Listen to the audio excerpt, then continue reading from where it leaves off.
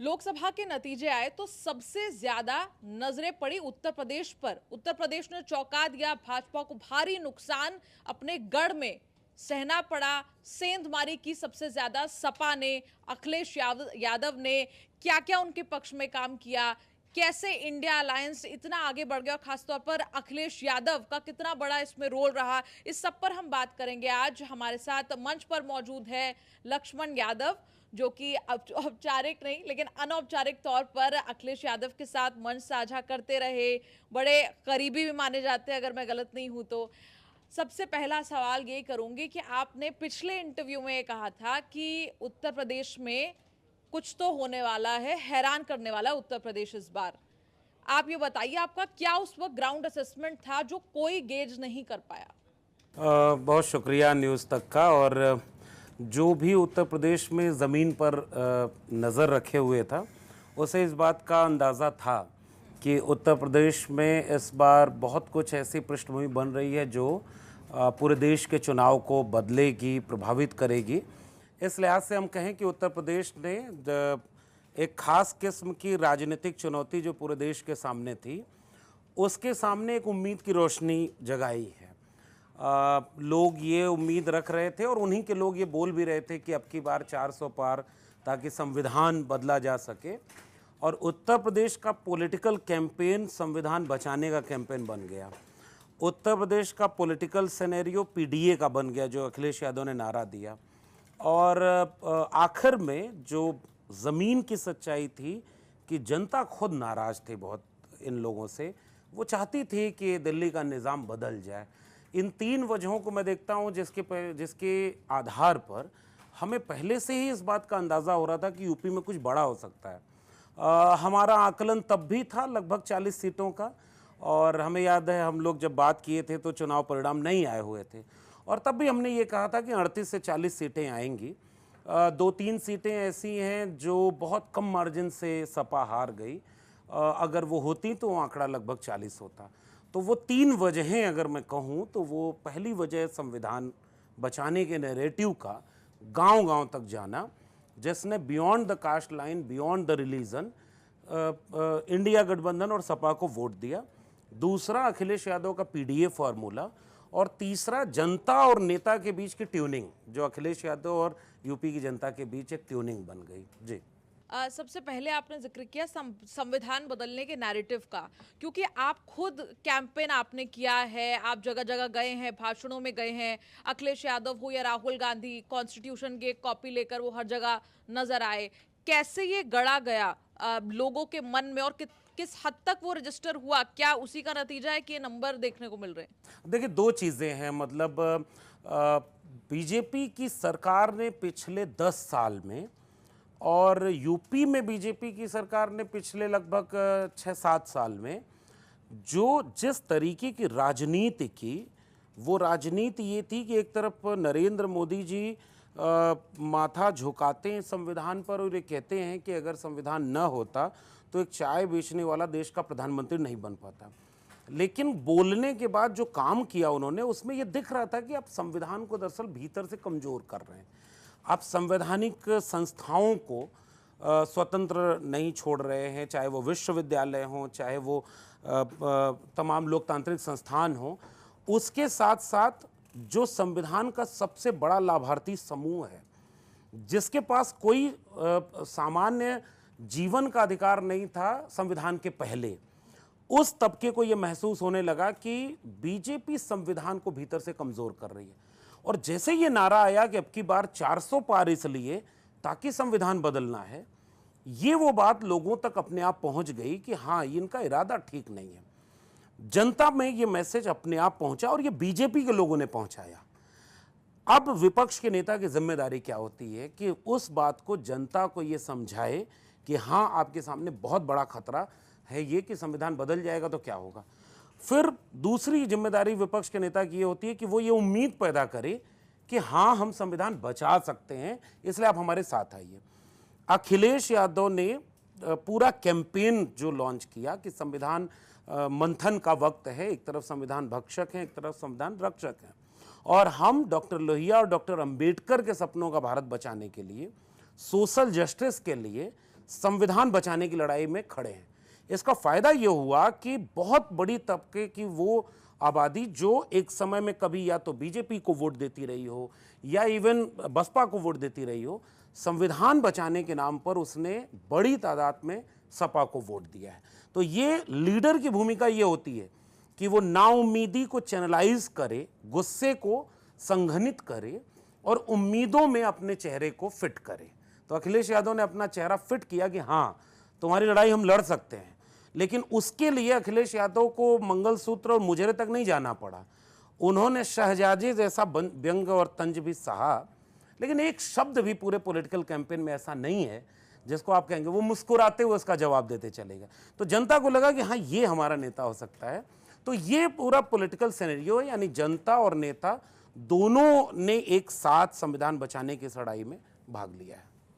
अच्छा, तो ये दो लड़कों की जोड़ी कितनी हिट हुई उत्तर प्रदेश में? बिल्कुल ठीक बात है कि दो लड़कों की जोड़ी 17 में लगा था, जब राहुल गांधी और अखिलेश यादव ने गठबंधन किया था, और उस समय ये तंज उनके ऊपर किया गया था कि दो लड़कों की जोड़ी है। असल में लड़के कहकर के ये उसका अंतर्ध्वनि ये थी कि भाई बच्चे हैं, तो वो जो बच्चा होना है उसको ये दिखाया गया कि जब यही दोनों लोग, और मैं एक बात और कह दूं कि जब इंडिया गठबंधन टूटने लगा था, तोड़ा जा रहा था, और ये वो नेता इसको तोड़ने का काम कर रहे थे जिन्होंने सदन में कहा था एक अकेला सब पर भारी है।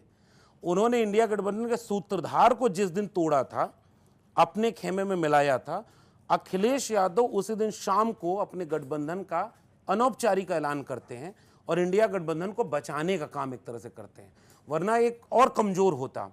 वो एक नेचुरल अलायंस बना राहुल और अखिलेश का। दोनों ने संविधान को बचाने की लड़ाई में इसको तब्दील किया। दोनों ने एक साथ एक ख्याल की बातें की कि हम सोशल जस्टिस करेंगे, हम महंगाई कम करेंगे। दोनों ने कहा कि हम अग्निवीर खत्म करेंगे। दोनों ने कहा कि महिलाओं को हम अधिकार देंगे, आर्थिक और सामाजिक सुरक्षा भी देंगे। दोनों ने कहा हम जाति जनगणना कराएंगे। दोनों ने कहा पेपर लीक हम रोकेंगे, किसानों का कर्जा माफ करेंगे। वो अपने एजेंडे पर खड़े रहे। तो जब दो व्यक्तियों का गठबंधन हो, उससे ज़्यादा बड़ा गठबंधन वो होता है जो दो विचारों और दो ख्यालों का होता है।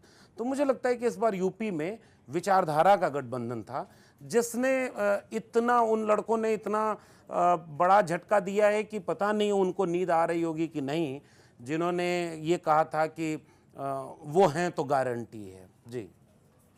अच्छा, ये बताइए कि अखिलेश यादव से क्या बात हुई फिर इतनी अच्छी जीत के बाद, इतने अच्छे नंबरों के बाद?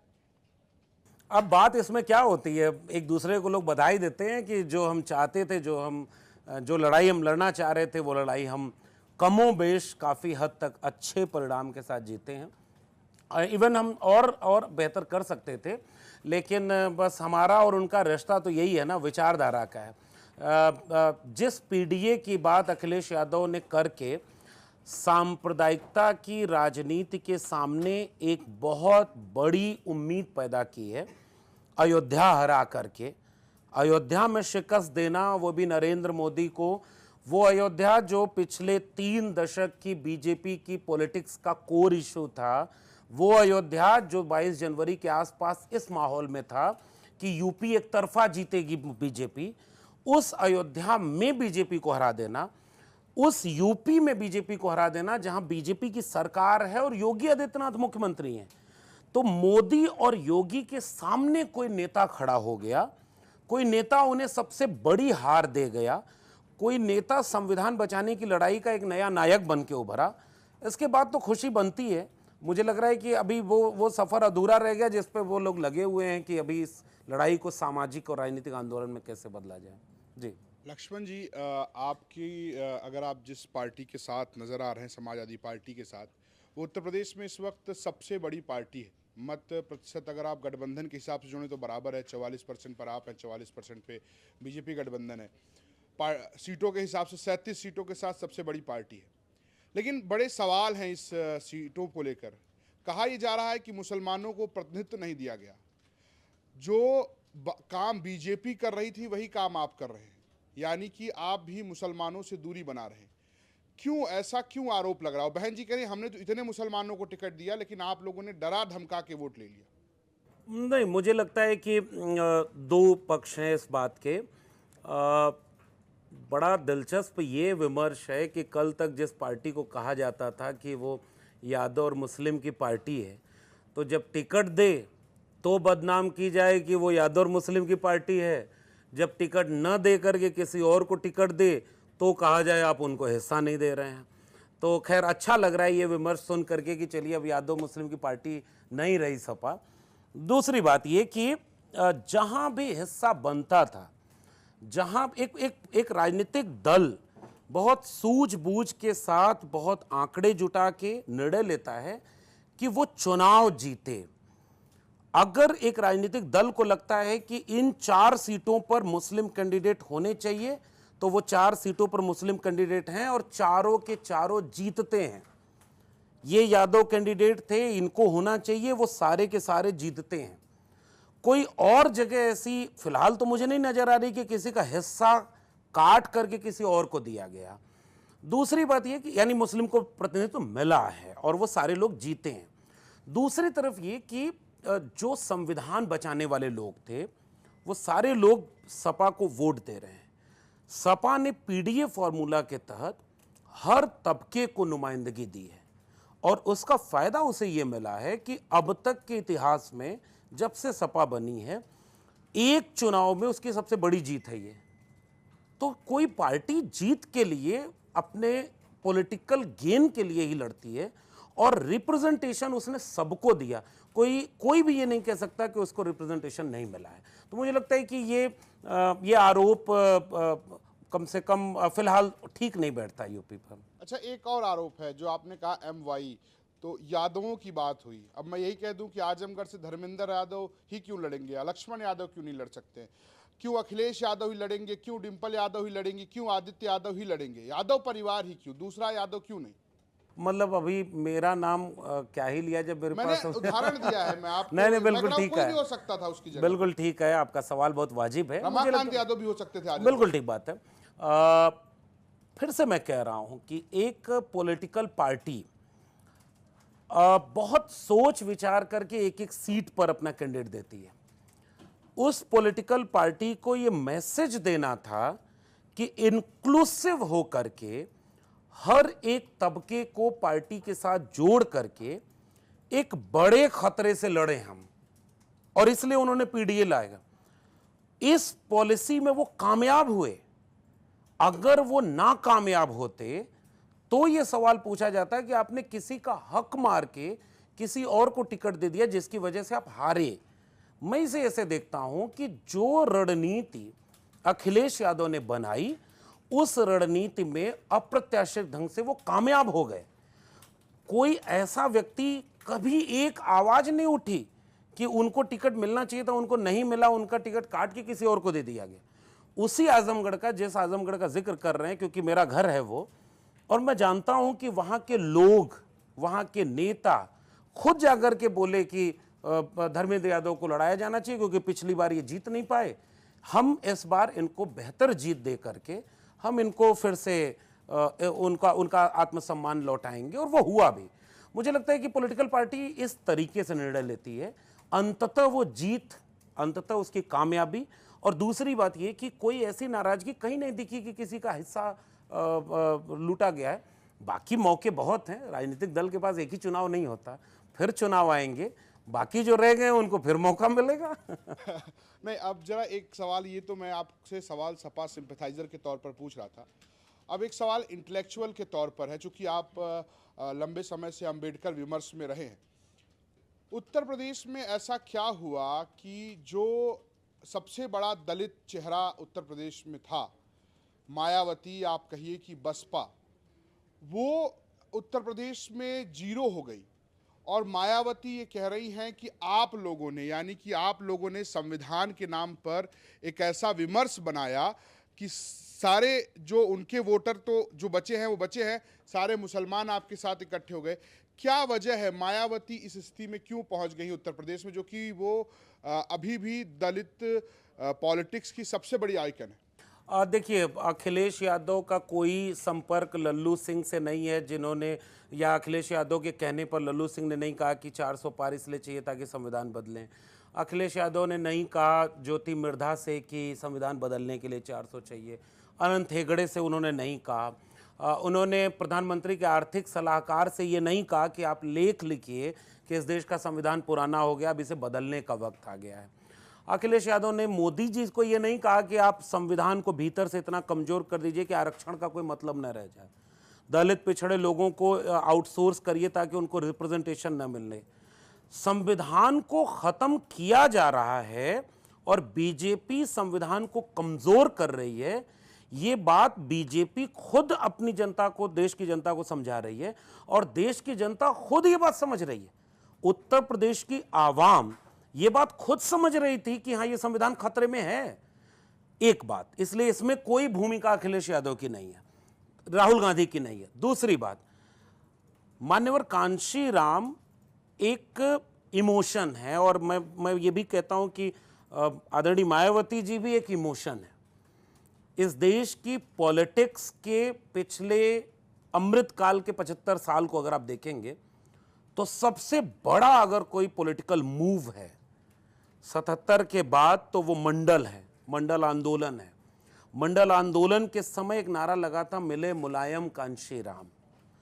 वो जो मुलायम और कांशीराम की केमिस्ट्री थी वो फेल हो गई, अधूरी रह गई साजिश के तहत की।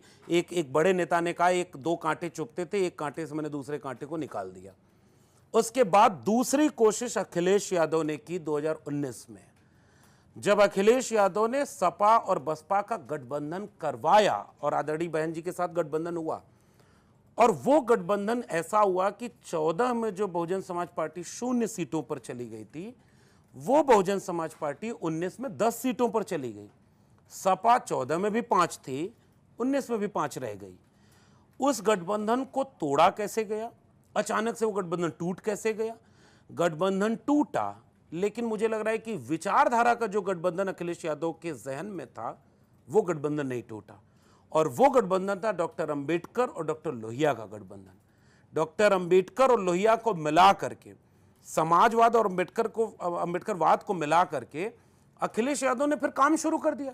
22 में उसका आधा परिणाम मिला, हालांकि वो साजिश के तहत चुनाव हरवा दिया गया, लेकिन उसी अंबेडकर और लोहिया के विचारधारा का नाम एक तरह से पीडीए है। तो अखिलेश यादव अपनी तरफ से तो एक बड़ा गठबंधन बना ले गए। आज अखिलेश यादव ने सबसे ज्यादा दलित और पिछड़े, अति पिछड़े सांसद जो हैं वो अखिलेश यादव की पार्टी के हैं। हर जाति हर बिरादरी ने वोट दिया और अंबेडकर के संविधान को मानने वाले लोगों ने अखिलेश यादव को वोट दिया। तो मेरा मानना है कि आदरणीय मायावती जी पर मैं कोई टिप्पणी नहीं करूंगा, क्योंकि हम लोग दरअसल बहुत सम्मान करते हैं उनका, कांशीराम साहब का बहुत सम्मान करते हैं, लेकिन हम ये जानते हैं कि समाज सबसे बड़ा होता है और समाज का हित सबसे बड़ा होता है। हमें समाज को इतनी क्रेडिट देनी चाहिए कि वो समाज ये निर्णय ले कि कौन उनके उम्मीदों, उनकी ज़रूरत और उनके सपनों को पूरा करेगा। और वो काम अगर अखिलेश यादव कर रहे हैं तो मुझे लगता है कि इसका स्वागत किया जाना चाहिए। चलिए, अखिलेश यादव तो आज ड्यू क्रेडिट के हकदार हैं ही। डॉक्टर लक्ष्मण, जो जिस तरह की जीत उत्तर प्रदेश में उन्होंने हासिल की है, लेकिन मेरा सवाल इससे जुदा है। यूपी से मैं बाहर निकलना चाह रहा हूँ। मेरा सवाल ये है कि आप लोग लगातार ये आरोप लगा रहे हैं कि जैसे डीयू की आपका ही प्रकरण अगर मैं उठाऊँ कि संस्थानों पर एक हमला हुआ सिस्टमेटिकली, चाहे वो कोर्ट हो, चाहे वो यूनिवर्सिटी हो, अकादमिक जगत हो, स्कॉलर्स हों, जो भी विरोध की आवाज़ें हुई उनको कुचलने की कोशिश की गई। अब भाजपा को अकेले दम पर बहुमत नहीं है, हालांकि वो फिर सरकार बनाने के करीब हैं, अभी सरकार बनी नहीं है, लेकिन कम से कम अब लोगों ने कहना शुरू किया है कि मोदी 3 नहीं है, ये एनडीए है। क्या आपको लगता है कि जो अब आप लोगों को ये लग रहा था कि संस्थानों पर हमले हो रहे हैं, क्या इनमें आपको लगता है कि कुछ सुधार होगा? निश्चित रूप से हम ये बात कह रहे हैं ना कि 2024 का चुनाव कोई सामान्य चुनाव नहीं था और ये असल में जनता का चुनाव था। और उत्तर प्रदेश पर हम इसलिए भी बात कर रहे हैं और अखिलेश यादव पर इसलिए बात कर रहे हैं कि उस नाउमीदी के सामने एक व्यक्ति नए ढंग से नायक बन के उभरा है, वो सबका नायक बना। और उस व्यक्ति के जहन में ये बात है कि संविधान को बचाने के लिए क्या करना है। तो उसमें ये निहित है कि लोकतांत्रिक संस्थाएं इतनी कमजोर न कर दी जाए कि एक वाइस चांसलर कहां से चुना जाएगा ये भी नागपुर में तय हो, प्रोफेसर की नियुक्ति कहां से होगी वो भी वो तय करें। कोई उनसे मुख्तलिफ राय रखता है, उनके विचारधारा को नहीं मानता है, तो उसको उसकी सजा मिले। कम से कम यही बचाना तो संविधान बचाना है। संविधान कोई कागज का पुलिंदा तो है नहीं कि कोई किताब है जिसको कोई लेके भाग रहा था, अखिलेश यादव राहुल गांधी उसको दौड़ा पकड़ लिए, नहीं नहीं भागो मत लेके और यहीं रख दो, यहीं संसद में रहेगी, ऐसा कुछ नहीं है। संविधान एक मूल्यों का, एक सपनों का एक विचार है, एक जिंदा दस्तावेज है। उसके जिंदा रहने की कवायद पूरी यही है कि वो उसूलों में जिंदा रहे, लोकतांत्रिक संस्थान मजबूत हों, प्राइवेटाइजेशन इस तरह से न हो कि आरक्षण खत्म हो जाए, सबको सबका हिस्सा मिले। इसीलिए राहुल गांधी हो या अखिलेश यादव, वो जाति जनगणना की बात करते हैं, वो अग्निवीर को खत्म करने की बात करते हैं, वो किसान नौजवान की बात करते हैं, उसी में विश्वविद्यालय भी हैं। और अखिलेश यादव ने तो एक इंटरव्यू में पूछा भी अपने पॉलिटिकल रैली में कि बताओ कितने दलित वाइस चांसलर हैं, कितने पिछड़े वाइस चांसलर हैं। अभी दिल्ली विश्वविद्यालय में अपॉइंटमेंट हुआ, 5000 अपॉइंटमेंट हुआ है। यूआर की सीट ओपन फॉर ऑल होती है और एक भी दलित पिछड़े उसमें अपॉइंट नहीं हुए। तो क्या ये सवाल सबका सवाल नहीं, ये संविधान का सवाल नहीं है। और मैं उम्मीद करता हूं कि ये संविधान बचाने की लड़ाई का मतलब ये है कि हम विश्वविद्यालय भी बचाएंगे, हम लोकतांत्रिक संस्थाओं को भी बचाएंगे, और हम एक विचारधारा के तहत अंबेडकर के सपनों का विचार, लोहिया के सपनों का विचार, गांधी के सपनों का विचार जो इंक्लूसिव है, उसे जब बचाएंगे तो उसमें ये सारी लड़ाइयां शामिल रहेंगी। लक्ष्मण भाई, लेकिन जब अंबेडकर के सपनों का भारत की बात होती है तो मैं अंबेडकरवादी कुछ जो खुद को क्लेम करते हैं उनको देखता हूं, तो वो अलीगढ़ मुस्लिम यूनिवर्सिटी का माइनॉरिटी रिजर्वेशन ख़त्म कर देंगे, ये हमारा हक मारा जा रहा है। मतलब वो झुके हुए नज़र आते हैं टूवर्ड्स राइट विंग, अगर जिसको आप कहिए कि राइट विंग की तरफ झुक रहे होते हैं। और एक ये खतरा लोग बार बार कहते हैं कि जो अंबेडकरवादी हैं उनके बीजेपी के साथ एसोसिएशन की संभावनाएं ज़्यादा होती हैं बनिस्पत की सामाजिक न्याय के अवधारणा के। आपका इस पर क्या टिप्पणी? अब मैं इससे सहमत नहीं हूं, क्योंकि अंबेडकरवादी वही नहीं है जो चुनाव के ठीक समय बीजेपी के खेमे में बैठ करके बीजेपी के लिए बैटिंग करने लगा। मैं कह रहा हूं अंबेडकरवादी वो भी है, और खासकर वो है जो इस वक्त एक फासिस्ट सरकार से, एक जातिवादी सरकार से, संविधान विरोधी सरकार से लड़ रहा है और उसकी सजा पा रहा है। वो जेल में भी हैं, वो अपनी नौकरी छोड़ करके भी बैठे हैं, वो तमाम तरह के खतरे मोल ले रहे हैं, मुकदमे मोल ले रहे हैं। वो नहीं होते। अंबेडकरवादी होने का मतलब ये है कि वो उसूलों और विचारों के लिए लड़ते हैं। और एक बात और है, देखिए अंबेडकर का नाम लेना, तो अब तो प्रधानमंत्री डियर प्राइम मिनिस्टर भी लेते रहे हैं। और 14 अप्रैल को मुझे याद है प्रधानमंत्री जी ने जय भीम बड़ा जोर से बोला था, नमो बुद्धाय बोला था, लेकिन प्रधानमंत्री जी ने कोई काम आज तक ऐसा नहीं किया जिसको ले दे करके कुछ चीज़ें हैं जो गिनवाते हैं वो, लेकिन असल में अंबेडकर की विचारधारा के खिलाफ वो खड़े हैं। हमारा कहना ये है कि जो विचारधारा की बात करे, जो समाज के साथ असली इम्तिहान के समय खड़ा हो। अब आजकल तो कुछ बुद्धिजीवी जिनकी तरफ आपका इशारा है, हमको तो लग रहा है कि मोदी जी कह रहे थे कि देखो तुम्हारा मंगलसूत्र लेके मुसलमानों को दे देंगे, तो 2-4 मंगलसूत्र छीन के वो भी दौड़ रहे थे आगे आगे। ऐसा हाल हो गया था उनका, जबकि ऐसा कुछ भी नहीं था। नरेंद्र मोदी को जो सबसे, आरएसएस को जिस एक जगह सबसे ज्यादा बुरी तरह से घेरा जा सकता है वो है जाति का सवाल। और जाति के सवाल पर ऐसे लोगों ने डिफेंड करना शुरू कर दिया जहां बीजेपी सबसे मुश्किल में फंसी थी, केवल हिंदू मुसलमान करके। अगर उनको पता नहीं कि पिछले 10 साल की लड़ाई बीजेपी से लड़ी गई थी, आरएसएस से लड़ी गई थी। आरएसएस और बीजेपी था जिसकी वजह से 2 अप्रैल का भारत बंद करना पड़ा। 13 पॉइंट रोस्टर मुसलमान नहीं लेके आए थे। 69,000 शिक्षक भर्ती घोटाले में SC ST OBC बच्चे पीटे जा रहे थे, बीजेपी की सरकार लाठी मारी और मुकदमे लिखवाई है। मुसलमान नहीं कर रहे थे वो। लेकिन ये अंबेडकरवादी नहीं है जो मुसलमानों से घृणा करके या हिंदू मुसलमान करके वो करें। बाबा साहब अंबेडकर जब काम कर रहे थे तब भी बहुत सारे दलितों को खड़ा कर दिया गया था। इसलिए अंबेडकरवादी मेरे लिहाज से विचारधारा का नाम है जिसके कोर में संविधान है, मंडल आंदोलन है।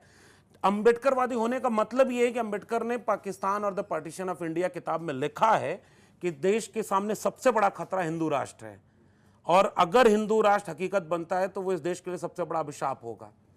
उन महोदय से ये पूछा जाए कि अंबेडकर ने किसके लिए लिखा है, अंबेडकर ने क्यों संघ का विरोध किया, अंबेडकर ने क्यों हिंदू राष्ट्र का विरोध किया, अंबेडकर क्यों संविधान की बात करते थे, और आज केवल आप हिंदू मुसलमान कर रहे हैं। और आखिरी बात उनकी छोड़ देते हैं, वो तो फेल हो गए, एक्सपोज भी हो गए।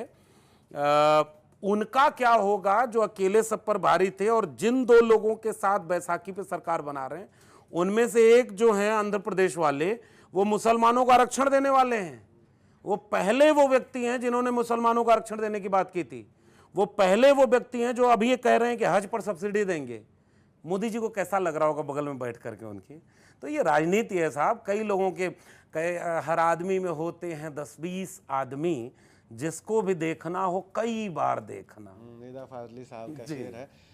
मैं यूपी में आता हूँ, चंद्रशेखर आज़ाद नगीना सीट से जीते हैं और एक इम्प्रेसिव जीत है कि न उनको इंडिया अलायंस ने अपने साथ रखा, ना एनडीए में, तो वो जाने के लिए मतलब उनका वैचारिकी अभी उस तरफ नहीं दिखा है कि वो एनडीए में जा सकते हों।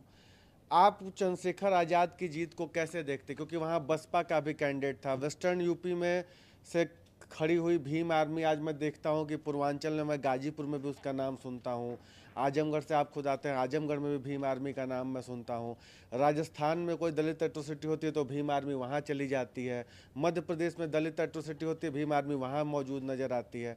चंद्रशेखर आज़ाद के जीत को क्या माना जाए कि एक नया दलित आइकन का उभार उत्तर प्रदेश से हो रहा है, क्योंकि वो अपनी पार्टी में काशीराम भी जोड़ते हैं। क्या काशीराम मायावती का एरा ख़त्म और अब एक नया एरा शुरू? अच्छा, मुझे लगता है कि ये बड़ी बात है कि ऐसे चुनाव में जो मूलतः बाइपोलर था, मूलतः एक तरफ संविधान विरोधी खड़े थे, एक तरफ संविधान बचाने वाले खड़े थे, ऐसे बीच में चंद्रशेखर आज़ाद का जीतना बड़ी बात है और हम उन्हें बधाई भी देते हैं। लेकिन बाकी चीज़ों पर मुझे लगता है कि ये कहा जाए कि कोई एरा ख़त्म हो गया या एरा शुरू हो गया, इसे थोड़ा भी वक्त देना चाहिए। लेकिन एक बात मैं कहूँगा, इस देश का दलित समाज संविधान को लेकर के बहुत सजग है। वो बाबा साहब अम्बेडकर को अपना आइकॉन मानता है, क्योंकि उसे पता है कि रुतबा मेरे सर को संविधान से मिला है, ये नाम भी मुझे संविधान से मिला है, औरों को मिला हो वो मुकद्दर से मिला हो, मुकद्दर भी हमें भारत के संविधान से मिला है। ये जो विचार है वो इस देश के दलित समाज के भीतर है। वो समाज अब कम से कम इतना मजबूत है कि वो लड़ता हुआ नजर आ रहा है। वो किसी कोई उसका हक छीन ले तो वो चुपचाप नहीं बैठेगा।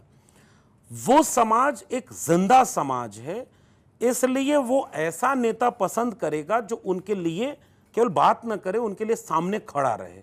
और मुझे लग रहा है यूं ही नहीं, बसपा अपने सबसे न्यूनतम वोट शेयर पर आ गई है। मानवर कांशीराम अपने समय में सबसे बड़े फाइटर थे, और आज अगर अखिलेश यादव को वोट शेयर मिला है तो वो इसलिए मिला है कि वो फाइट करते हुए नजर आए, वो संविधान की बात करते हुए नजर आए। तो अभी वो मैं ये मानूंगा कि नेता कैसे बनेंगे वो तो समाज नेता बनाता है, लेकिन हाँ, समाज चाहता है कि उसके लोग लड़ते हुए नजर आए, और मुझे लगता है कि इसके बीच बहुत सारे अर्थ छिपे हुए हैं। जी, आपने उत्तर प्रदेश में जो इंडिया गठबंधन की जो जीत हुई है उसका पूरा क्रेडिट जो है वो अखिलेश यादव के पीडीए को दिया है। तो जो बिहार की राजनीतिक और सामाजिक परिस्थिति है वो उत्तर प्रदेश से बहुत अलग नहीं है। पिछड़ा दलित और अल्पसंख्यक फैक्टर वहाँ भी काम करते हैं। वहाँ बीजेपी 40 में से, एनडीए 40 में से 30 सीटें निकाल लेती है। चूँकि 2019 में कांग्रेस और आरजेडी का परफॉर्मेंस बिल्कुल ही ख़राब था, इसलिए उनकी कुछ सीटें 3 और 4 सीटें बढ़ी है। तो अगर पीडीए वाला फैक्टर इस चुनाव में इतना ही चला जैसा कि उत्तर प्रदेश में चला, तो वो बिहार में इतना क्यों नहीं चला, और बिहार में बीजेपी और एनडीए कैसे सरवाइव कर गए इतनी बड़ी जीत के साथ? ये बात कहना कि दोनों, मतलब मुझे लग रहा है कि जब यूपी में पॉलिटिकल सिनेरियो ऐसा था कि सपा और बसपा राज कर रही थी, उस समय वहाँ नीतीश और लालू जी आपस का राज था। यूपी में सरकार 5 साल पे बदल जाया करती थी, और उससे पहले भी बिहार में 15-15 साल एक एरा चला है। 15 साल पता चला लालू जी का राज है, फिर नीतीश जी आए, वो एक थोड़ा सा अलगाव है। दोनों राज्य इस मामले में एक हैं क्योंकि दोनों मंडल आंदोलन के समय केंद्र में रहे हैं। दोनों जगह समाजवादी पृष्ठभूमि के या अम्बेडकरवादी कह लें, ये विचार बहुत आंदोलित रहा है। इस तरह से दोनों बराबर हैं, लेकिन पॉलिटिक्स दोनों की कभी एक जैसी नहीं रही। वो उनका पॉलिटिकल बिहेवियर थोड़ा सा अलग रहा है। 2017 के पहले तक यूपी में भी बीजेपी कहीं नहीं थी। एक बार सपा थी, एक बार बसपा थी, या बीच बीच में और चीज़ें आती थी। कभी कभार राजनाथ सिंह और कल्याण सिंह बनते रहे। तो वो बिहार की स्थिति ऐसी थी कि बीजेपी वहाँ आज तक फल फूल नहीं पाई थी। अब वो नीतीश कुमार को कमज़ोर करके ले आ रहे हैं। इस बार के चुनाव में हुआ क्या? इस बार के चुनाव में यूपी में क्या देखा कि बसपा कहीं से शुरू के 1-2 फेज में, जब तक आकाश आनंद थे तब तक लग रहा था कि बहुत तेजी से लड़ रहे हैं। उसके बाद ऐसा लगा कि बसपा कहीं लड़ाई में नहीं है, बीजेपी सरकार में है। सीधे लड़ाई में एक ही विकल्प बचा था और वो अखिलेश यादव थे। और अखिलेश यादव के होने का मतलब ये नहीं था कि वो केवल पीडीए के भाषण दे रहे थे। उन्होंने टिकट वितरण ऐसा किया, उन्होंने उन सारे तबकों को नुमाइंदगी दी जिनको एक समय में बीजेपी बरगला करके अपने पास ले गई थी कि सपा में तुम्हें कुछ नहीं मिला, बसपा में तुम्हें कुछ नहीं मिला, तुम आओ हम तुम्हें देंगे। और उन्हें दिया 69,000 शिक्षक भर्ती घोटाला, उन्हें दिया ऐसी ऐसी चीजें जिसको वो भूल भी नहीं पा रहे हैं। मतलब एक समय में यूपी में एक प्रसिद्ध था, एक स्टूल मंत्री हो गए थे जो मुख्यमंत्री बनने गए थे। ये सब यूपी की जनता समझ रही थी।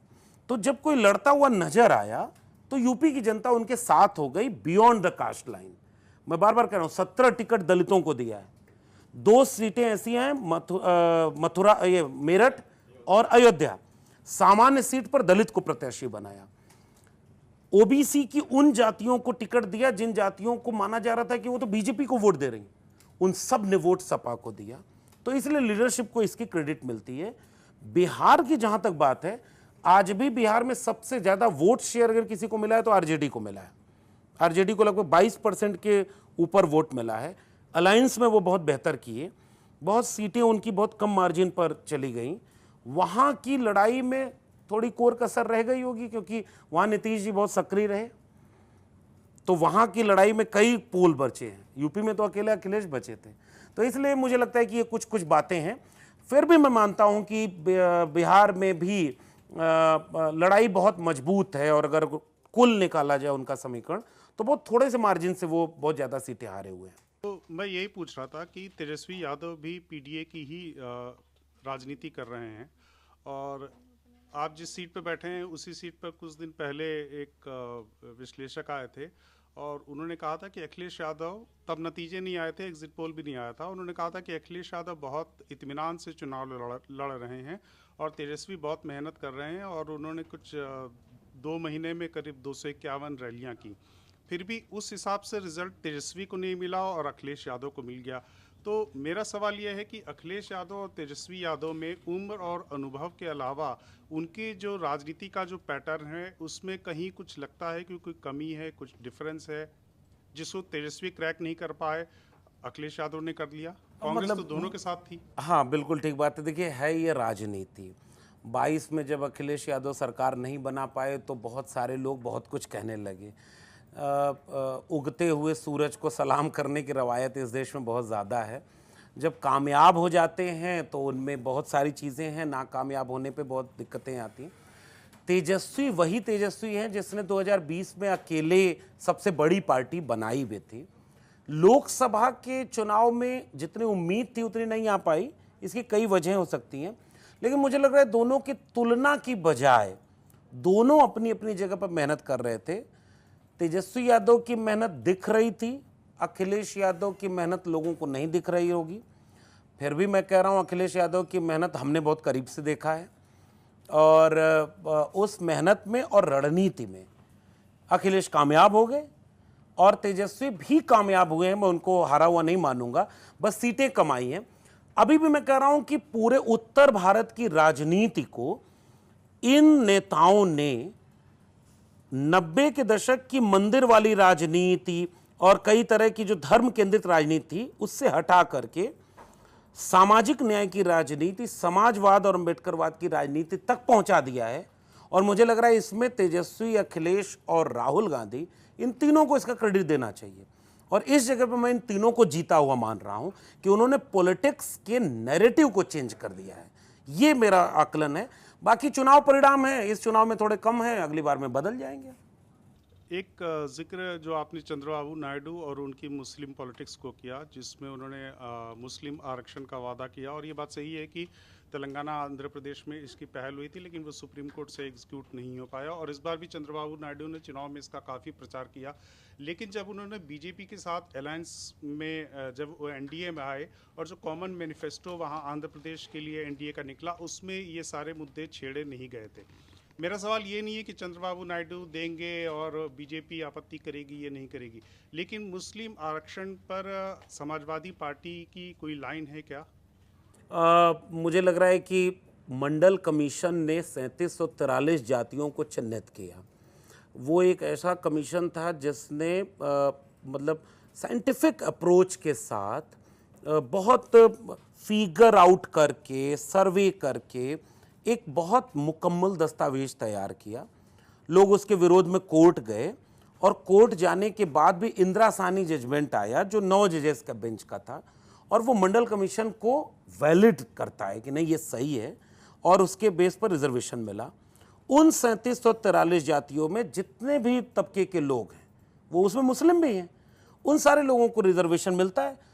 समाजवादी पार्टी या कोई भी पॉलिटिकल पार्टी जो संविधान को मानती है, वो मंडल कमीशन को मानती है, वो उसके मुताबिक जिसको जिसका हक है उसे मिलना चाहिए।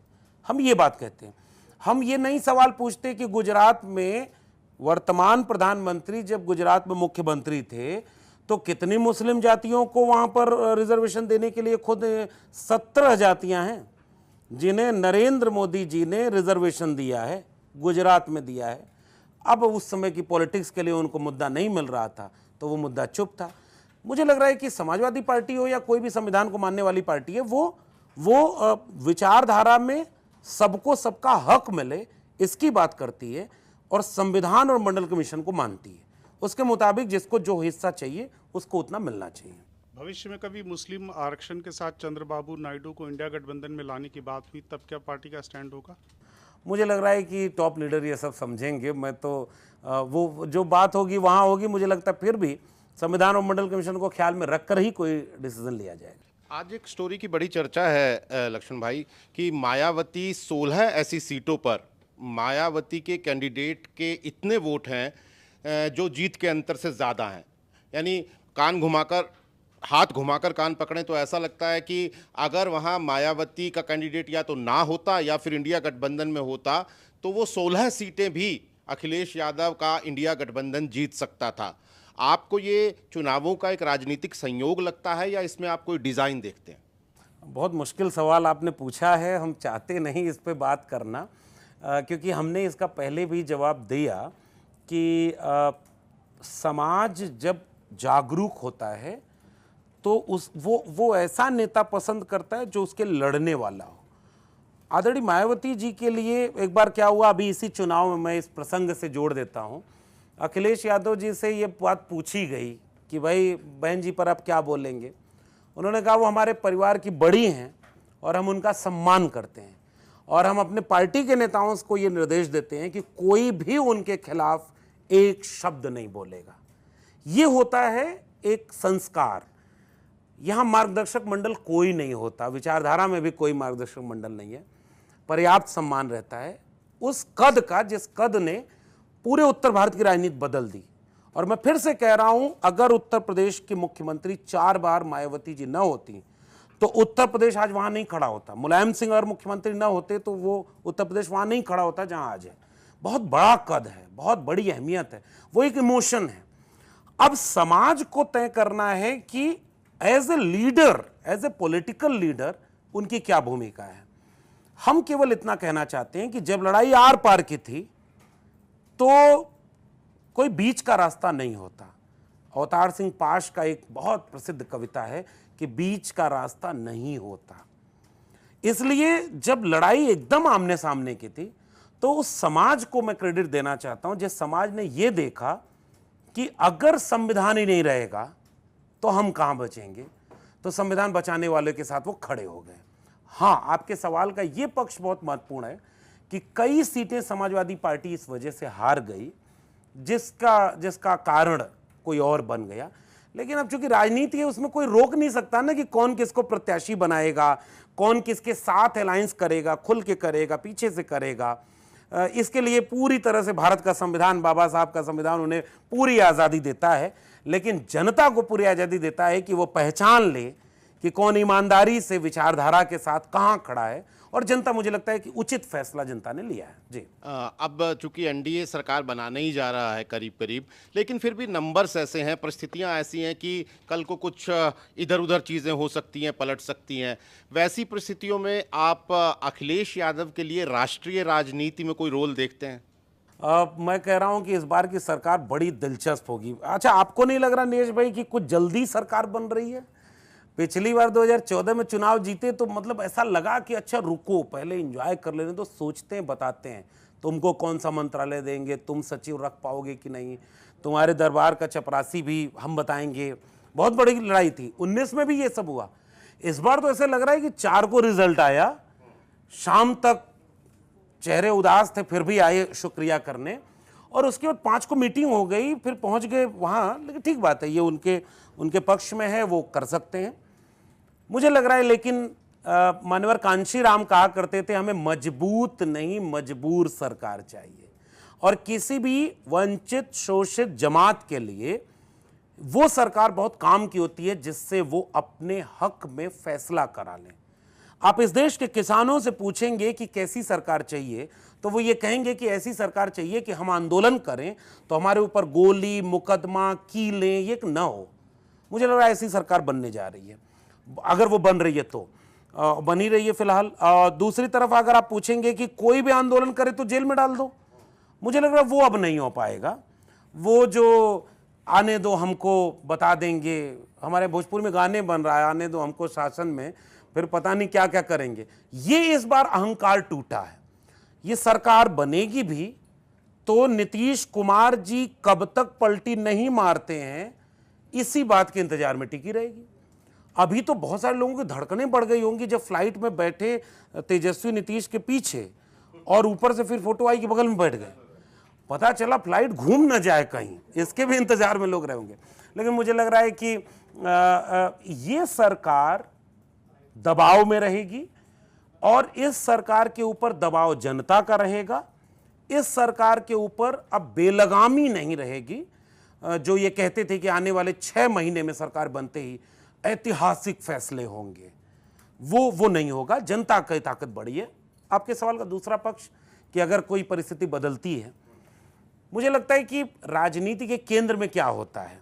एक भाषण है जो बहुत लोकप्रिय होता है प्रमोद महाजन का, कि वो चीन के दौरे पर गए होते हैं और उनसे कोई पूछता है कि भारत में लोकतंत्र या डेमोक्रेसी कैसे चल रही है, तो वो बताते हैं कि हम सबसे बड़ी पार्टी के मेंबर हैं लेकिन हम विपक्ष में हैं, ये दूसरी बड़ी पार्टी है लेकिन वो भी सरकार में दूसरे हिस्से में है, तीसरे हिस्से में, वो अपनी पार्टी के अकेले मेंबर हैं और वही सरकार है। तो ये लोकतंत्र की खूबसूरती है। इसका मतलब इकबाल ने एक शेर लिखा है, बहुत मौजू है वो, कि जमहूरियत एक तर्ज हुकूमत है कि जिसमें बंदों को गिना करते हैं, तौला नहीं करते। तो जब गिना जाएगा, गिनती होगी, तो 3rd largest party of India Samajwadi party मिलेगी, 1st largest party of India regional party में समाजवादी पार्टी मिलेगी। उस समय अखिलेश यादव ने देश को एक तरह से ताकत और हिम्मत दे दी जिस समय बाकी जगह से अपेक्षित परिणाम नहीं आ पाए। अखिलेश यादव ने उस सांप्रदायिक राजनीति के सामने सामाजिक न्याय की राजनीति का एक विकल्प दिया।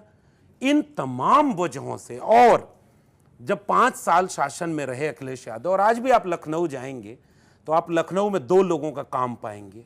आप कहीं से कहीं तक चले जाइए, या तो आप आदरणीय मायावती जी का काम पाएंगे और या आदरणीय अखिलेश यादव जी का। तो जब उन्हें काम करने का मौका मिला तो उनका काम ही गारंटी था, उनकी जबान गारंटी नहीं थी, लेकिन उनका घर धुलवाया। इस बार के चुनाव में तो उनका मंदिर गए तो वो मंदिर धुलवा दिया। और अखिलेश यादव ने एक इंटरव्यू में पूछा कि मेरे घर के बच्चे अगर पूछेंगे कि पापा क्यों धुलवाया तो मैं क्या बताऊंगा। ये इस समाज की कड़वी सच्चाई है।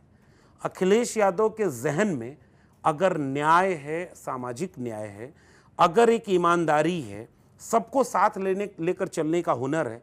अब तो इस सवाल का भी जवाब मिल गया ना कि जो जीत थी वो मुलायम सिंह यादव जी की थी। अखिलेश यादव तो अपने जीवन में कोई चुनाव नहीं जीते। अखिलेश यादव अपने जीवन का इतना बड़ा चुनाव जीते कि अब तक के समाजवादी पार्टी का सबसे बड़ा परिणाम मिला। तो काम करके भी दिखाया है, चुनाव जीत कर दिखाया है, सबको साथ लेकर के दिखाया है, अपने ऊपर होने वाले निकृष्टतम हमलों में भी बहुत संयम के साथ मुस्कुराते हुए जवाब देकर दिखाया है। तो मुझे लगता है कि सेंट्रल लीडरशिप में ऐसे अच्छे लोग हों और बड़ी भूमिका में हों, इसमें पूरे देश का फायदा होगा। अच्छा, सीधे सीधे चुनाव से जुड़े हुए कई सारे सवाल हो गए, तो थोड़ा सा मैं अलग हटूंगा। ये आपकी बहुत चर्चित और बेस्ट सेलर डायरी है, प्रोफेसर की डायरी। तो इसमें आपने चूंकि ये लिखी आपने और इसमें शिक्षा संस्थानों में जो साजिशें पलती हैं उनको, जटिलताओं को बड़े करीने से आपने बुना है। लेकिन चूंकि आप परमानेंट नहीं हो पाए, उसके बाद ये किताब आई, लेकिन उसी की वजह से आपकी राजनीतिक सक्रियता बढ़ी और आप चुनावों में हमें मंचों पर नज़र आए, चुनावों में मंचों पर नज़र आए, और अब एक नतीजा है जो आपकी विचारधारा या जिस पार्टी से आप जुड़े हैं उसके अनुसार है। तो आपको लगता है अच्छा ही हुआ यार, बड़ा रोल मेरे लिए कोई था? पता नहीं, मैं तो बस मैं याद करता हूँ कि किताब कब तक रहेगी सादा, कभी तो आगाज़े बाब होगा, और जिन्होंने बस्ती उजाड़ डाली कभी तो उसका हिसाब होगा। तो मैं इंतज़ार करता हूँ। और आपने चूँकि जो बात कही है वो सपनों के उजाड़ने की बात है। ऐसा कतई नहीं करना चाहिए कि किसी से उसका सपना छीना जाए।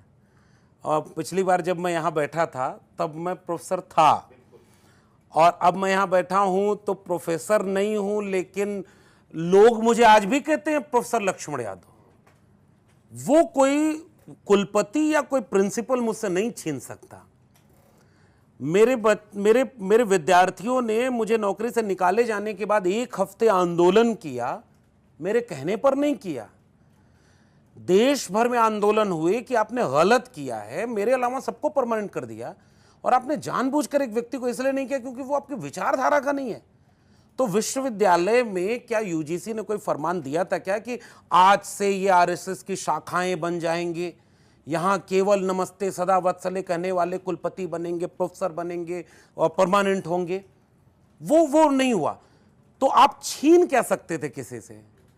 वो गालिब का एक शेर है कि घर में था क्या कि तेरा गम उसे गारत करता, वो जो रखते थे हम एक हसरते तामीर सो है।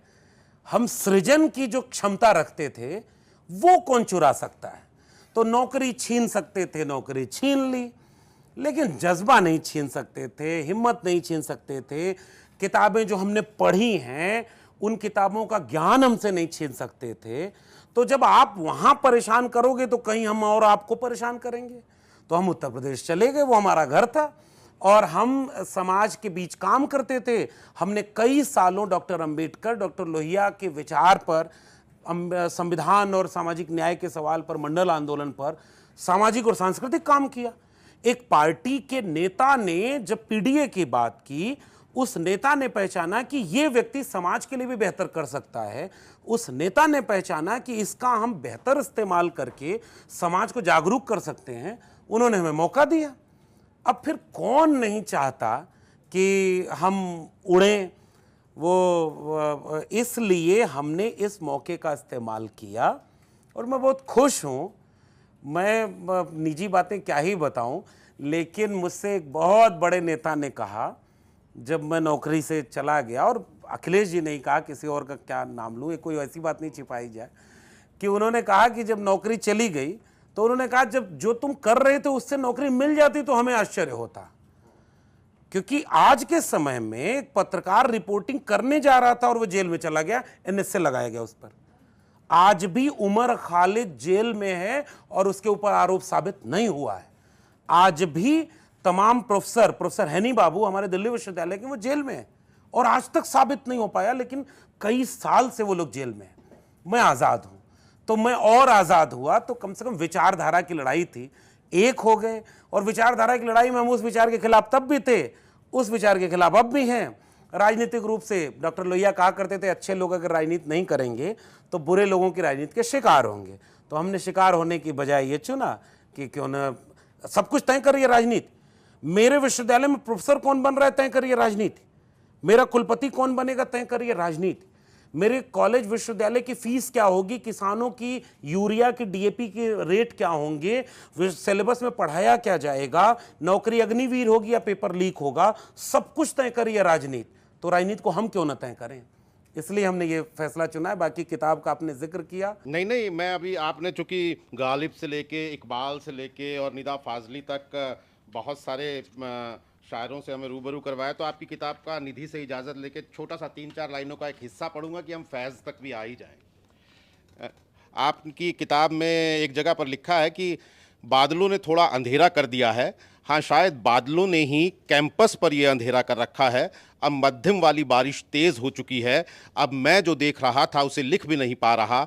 निवेदिता नारायण की आवाज़ आसमान में तैरने लगती है और लोग उनके चारों तरफ मध्यम फुहारों में भीगते हुए झूम कर गाने लगे हैं।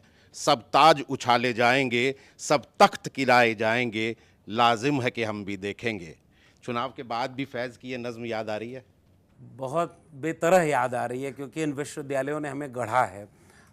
कलम और किताब न होती तो मैं बार बार कहता हूँ कि संविधान और मंडल कमीशन ने मौका दिया, कलम और किताब ने ताकत दी, वरना मैं आजमगढ़ में कहीं गाय भैंस चरा रहा होता। और ये इस देश की सच्चाई है और ये इस देश की खूबसूरती भी है।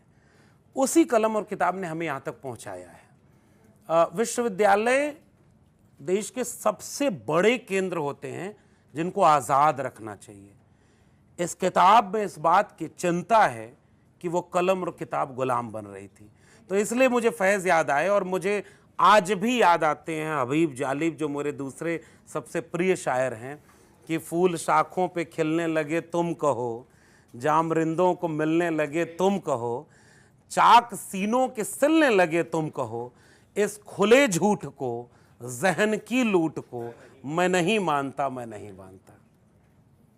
लक्ष्मण जी, उत्तर प्रदेश ने इस बार सबसे ज़्यादा सुर्खियां बटोरी हैं। वजह साफ है और आपने पिछले काफ़ी देर से बताया भी है कि समाजवादी पार्टी को जो बड़ी जीत मिली उसके पीछे कई सारे फैक्टर हैं। कांग्रेस के साथ जिस तरीके से प्रचार किया, मैं अगर बात करूं डिम्पल यादव के साथ हमने प्रियंका गांधी को प्रचार करते हुए देखा, वो तस्वीरें देखी, राहुल गांधी और अखिलेश यादव साथ साथ हाथ पकड़े आगे बढ़ते रहे, और शायद ये वजह है कि एक कनेक्ट जो कांग्रेस के कार्यकर्ताओं का लग रहा था कि छूट गया है, वो फिर से उनके साथ स्थापित हो गया।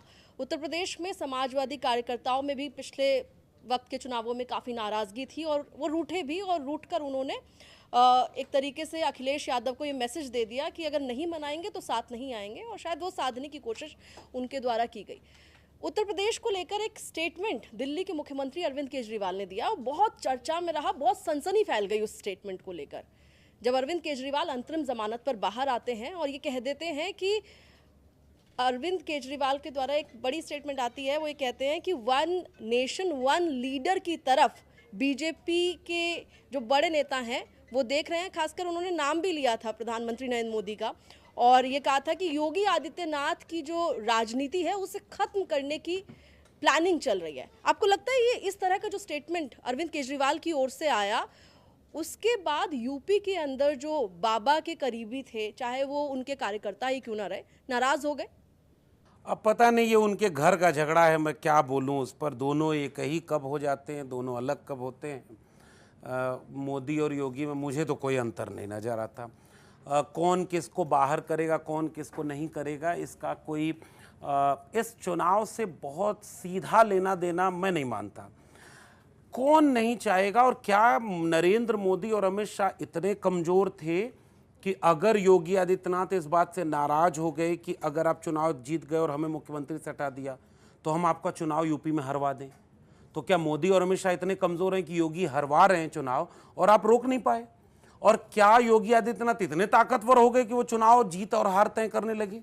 तो फिर तो दिल्ली की कुर्सी तो वैसी नहीं। जो योगी आदित्यनाथ आज तक अपना परमानेंट डीजीपी नहीं बना पाए, जो योगी आदित्यनाथ अपना प्रमुख सचिव परमानेंट नहीं बना पाए, जो योगी आदित्यनाथ गुजरात से कोई भेजा गया दिल्ली होते हुए लखनऊ कि इनको डिप्टी सीएम की शपथ दिलवाओ, वो नहीं कर पाए, तो ये लड़ाई तो दूसरी है, उसका जनता से कोई लेना देना नहीं। मेरा मानना यह है कि इस बात से मैं सहमत हूं कि बीजेपी चाहती ये जरूर होगी कि एक पार्टी, एक नेता, एक देश, एक चुनाव, एक झंडा, एक विचारधारा, एक ही आरएसएस, सब कुछ ये चाहती है। लेकिन देश बड़ा खूबसूरत है, वो ये तानाशाही कबूल नहीं करता। इस मुल्क की मिट्टी में, इसकी तासीर में मोहब्बत है, इसलिए नफरत बहुत दिन तक नहीं चलती। ये बुद्ध की धरती है, जिस बुद्ध ने प्रेम और करुणा का संदेश दिया था, ये बहुत खूबसूरत, ये कबीर की धरती है। मतलब कबीर बार बार इस बात को कहते हैं कि हर तरह के बंटवारे के खिलाफ हम जोड़ते हैं लोगों को। बीजेपी को ये लगा था कि हम तोड़ते हुए लोगों को कर पाएंगे आगे, और अब इसलिए मैं कह रहा हूं यूपी को इस बात की क्रेडिट देनी चाहिए और अखिलेश यादव को इस बात की क्रेडिट देनी चाहिए कि उसी जोड़ने के फॉर्मूले से वो कामयाब हो गए। वरना कल्पना करिए कि नेता 2017 में चुनाव हारा तो उसका घर धुलवाया गया, 2019 में गठबंधन किया तो गठबंधन तोड़ करके उसे अकेला कर दिया गया, 2022 में उसके अपने लोग उसके खिलाफ हो रहे थे और चुनाव में मुश्किलें पैदा कर रहे थे, चुनाव हारा, उसके बाद लोग छोड़ के जाने लगे। 2024 के पहले जिसको कम विधायक देकर के राज्यसभा भेज दिया, उन्होंने धोखा दे दिया, उसके अपने विधायकों ने धोखा दे दिया, पीडीए पर सवाल उन्हीं के अपने साथियों ने उठा दिया, वो अकेला ये सब हमले झेलता रहा। उसे कभी औरंगजेब की औलादें कहा गया, कभी सदन में पिता का अपमान करने वाला कहा गया, क्या नहीं कहा गया। लेकिन कल्पना करिए कि उसके पास लड़ने का टूल क्या था। उसके पास लड़ने का टूल था लोगों को जोड़ना और अपनी मेहनत। इसलिए मैं यूपी में अगर इस पूरी कामयाबी की क्रेडिट अगर यूपी की जनता के बाद अगर किसी को देना चाहूंगा, पहली क्रेडिट यूपी की जनता की है और दूसरी क्रेडिट अखिलेश यादव की है, क्योंकि इस विपरीत परिस्थितियों में कोई भी हिंसक हो जाता, कोई भी अपने मुद्दे से भटक जाता, उन्होंने बहुत संयम के साथ मुस्कुराते हुए एक एक तंज का जवाब दिया और जनता के मुद्दों पर खड़े रहे। इसलिए मुझे लगता है सबसे बड़ी क्रेडिट उनके पीडीए, उनके संविधान और उनकी अपनी चुनाव लड़ने की टैक्टिक्स की ही है। अच्छा, फैज़ाबाद की काफ़ी चर्चा है और अखिलेश यादव की एक स्पीच इस बार भी वायरल हो रही है। थोड़े दिन पहले उन्होंने जब भाषण में कहा था अवधेश प्रसाद को लेकर कि पूर्व विधायक, तो उन्होंने एकदम करेक्ट किया, नहीं जी विधायक हूँ, तो उन्होंने कहा कि नहीं आप तो सांसद बनने वाले हैं। क्या पहले से उनको ये असेसमेंट उन्होंने कर ली थी कि फैज़ाबाद में इस बार जो है समाजवादी पार्टी के ही प्रत्याशी जीतेंगे, क्योंकि वो फैज़ाबाद जहाँ पर अयोध्या है, जहाँ राम मंदिर बन गया, और लग रहा था कि यहाँ से भारतीय जनता पार्टी को हरा पाना तो नामुमकिन सा है। हाँ, पूरा कर लें आप सवाल अपना। तो अखिलेश यादव को क्या इस बात का इल्म हो गया था कि इस बार उत्तर प्रदेश में बदलाव की बयार है? मुझे लग रहा है कि बहुत महत्वपूर्ण सवाल इस बात का है कि अगले कई वर्षों तक अयोध्या, मुझे खुशी हुई कि आपने उसको फैज़ाबाद कहा। आप यूपी में, हालांकि हैं यूपी में, मुकदमा हो जाएगा इस बात का डर है क्योंकि नाम बदल दिया गया है। फिर भी पता नहीं क्यों मेरे ज़ुबान से इलाहाबाद विश्वविद्यालय ही निकलता है। तो ये एक रवायत है, वहाँ के ज़िले का नाम वो था। लेकिन हाँ, अयोध्या की सीट पर दिलचस्प बात ये है कि सामान्य सीट पर एक दलित कैंडिडेट अवधेश प्रसाद पासी, जो एक बहुत पुराने नेता हैं, समाजवादी नेता हैं, जो अवधेश प्रसाद विधानसभा में अखिलेश जी के बगल में बैठते हैं, वो वहीं के रहने वाले हैं, उनको वहाँ भेजा गया। ये एक सामान्य सी बात है। लेकिन दलित का एक सामान्य सीट पर चुनाव लड़ना ये बहुत सामान्य बात नहीं है। आज भी मैं कह रहा हूँ विश्वविद्यालय में प्रोफेसर सामान्य सीट पर दलित नहीं होंगे। दिल्ली विश्वविद्यालय एग्जाम्पल है। अगर दिल्ली विश्वविद्यालय के कुलपति 2-4 उदाहरण मुझे दे दें तो मैं मान लूंगा कि हाँ आप कुलपति हैं, वरना आप किसके गुलाम हैं मैं नहीं कहूँगा। ये इस देश की सच्चाई है। पॉलिटिकल रिजर्वेशन इसलिए एक अलग डिबेट का हिस्सा है। वहाँ एक दलित जीत गया। अब आते हैं कैसे जीते। अयोध्या में नारे लगे थे 2022 के चुनाव के समय, अयोध्या का पूरे देश में, जो राम को लाए हैं हम उनको लाएंगे। राम भी सोचते होंगे कि हम सबको लाते हैं, ये हमको लाने वाला कौन है। कल से एक तस्वीर चल रही है कि एक बहुत बड़े कद का व्यक्ति रामलला को मंदिर की तरफ ले जा रहा था 2022 में और 22 जनवरी तक, और उसके बगल में एक दूसरा कटआउट बना हुआ है कि राम उस व्यक्ति को कह रहे हैं कि जाओ। ये अयोध्या ने किया है। सांप्रदायिकता की 3 दशक की राजनीति है। मंडल आंदोलन के सामने कमंडल लेकर के निकलने वाले लोग रथ यात्रा में राम का नाम लेकर गए थे, इसलिए राम भगवान के रूप में अलग हैं। जय श्री राम वाले राम अलग हैं। हम कबीर के राम, बहुत तरह के राम है, उस पर नहीं जा रहे हैं, लेकिन राम के नाम पर जो पॉलिटिक्स हुई वो इस देश ने कबूल नहीं की। इसका एक लाइन का पैगाम ये है, राम दिल में थे, राम इमोशन हो सकते हैं इस देश के लोगों के लिए। राम के नाम पर जो हुआ था वो अयोध्या के लोगों को ही पसंद नहीं आया, इसलिए ये एक बहुत बड़ा पैगाम है। और देश की राजनीति का अगले कई सालों तक जब अध्ययन किया जाएगा तो अयोध्या की जीत इस बात के लिए मायने रखेगी। बनारस में एक व्यक्ति जो राम को लाने का दावा कर रहा था, वो केवल 1.5 लाख से चुनाव जीतते हैं और शुरू में पीछे चल रहे थे। आप इतने बड़े अकेले सब पर भारी, आपने मतलब सूरज उगाए, चांद उगाए, हवाएं आपने बनाई हैं, सब कुछ आपने बनाया है, और आप चुनाव में पीछे चल रहे थे और आपका जो सबसे कोर एजेंडा था वहां हार गए। ये जनता की ताकत होती है। अखिलेश यादव, वो जो तंज है वो वीडियो का, वो उनकी शख्सियत को बताता है, वो ह्यूमर को बताता है, और वो ह्यूमर यही है।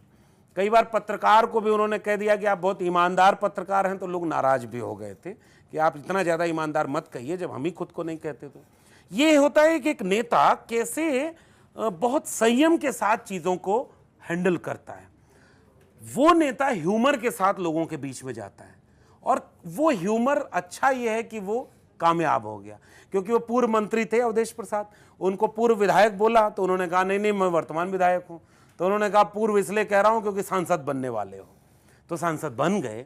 और ये खुशी की बात है। मैं बस इमेज कर रहा हूँ, सरकार बन गई, प्रधानमंत्री वही होंगे, और उनके सामने एक सांसद जब खड़ा होकर बोलेगा अवधेश प्रसाद पासी, और उसके नीचे लिखा होगा सांसद अयोध्या, और वो सवाल पूछ रहा होगा कि अयोध्या के जितने लोगों का घर आपने तोड़ा, अयोध्या के जितने लोगों को मुआवजा आपने नहीं दिया, अयोध्या की जमीन खरीदने पर जितना घोटाला आपने किया, राम भी आपको माफ नहीं किए, उसका उदाहरण मैं हूं। तो वो एक बहुत बड़ा मैसेज है। और आखिरी बात, पूरे देश को जो सांप्रदायिकता की आग में झोंकने की कोशिश हो रही थी, समाजवादी व्यक्ति ने एक बहुत बड़ी राहत दी है इस पूरे देश को कि अयोध्या बीजेपी को हार गई है।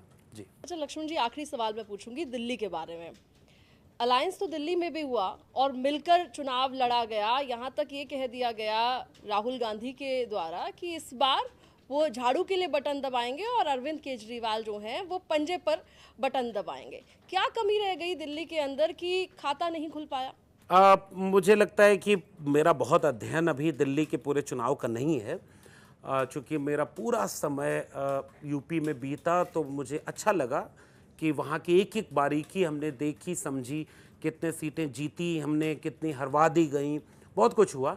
दिल्ली को लेकर के अभी मेरा उस तरह का कोई बहुत अध्ययन नहीं है, इसलिए नहीं बोल पाऊँगा, लेकिन मुझे उम्मीद इस बात की थी कि दिल्ली की जनता को ये बात समझ में आएगी कि एक चुने हुए मुख्यमंत्री को जेल में डाला गया।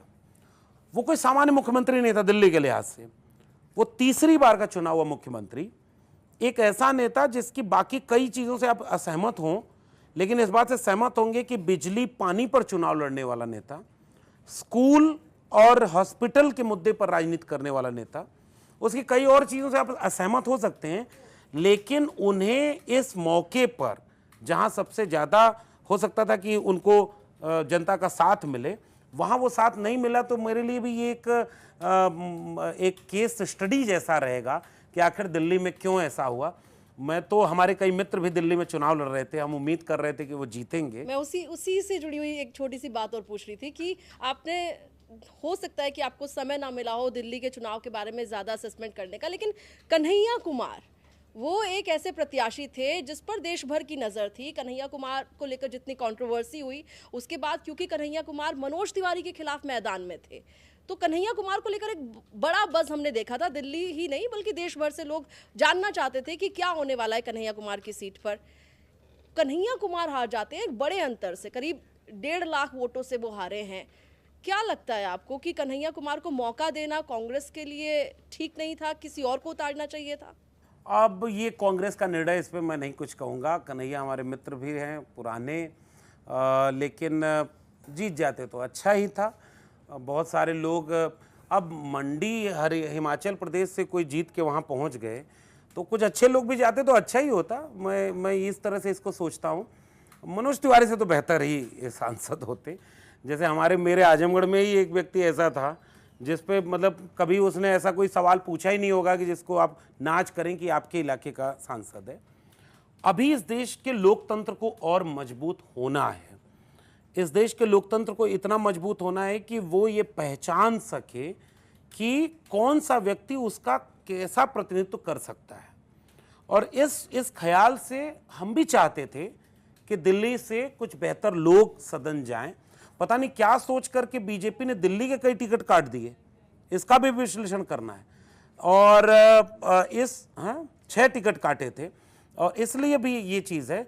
लेकिन मेरा केवल इतना ही कहना है कि अगर रिजल्ट दिल्ली का कुछ और होता, मध्य प्रदेश में कांग्रेस कुछ और बेहतर कर ली होती, कर्नाटक में कांग्रेस कुछ और बेहतर कर ली होती, बिहार में आरजेडी कुछ और बेहतर कर ली होती, तो शायद दिल्ली का हाल कुछ और होता। जी लक्ष्मण जी, मंच पर आने का बहुत बहुत शुक्रिया। अंत में आप जरूर बताइए कैसा आपका एक्सपीरियंस रहा है?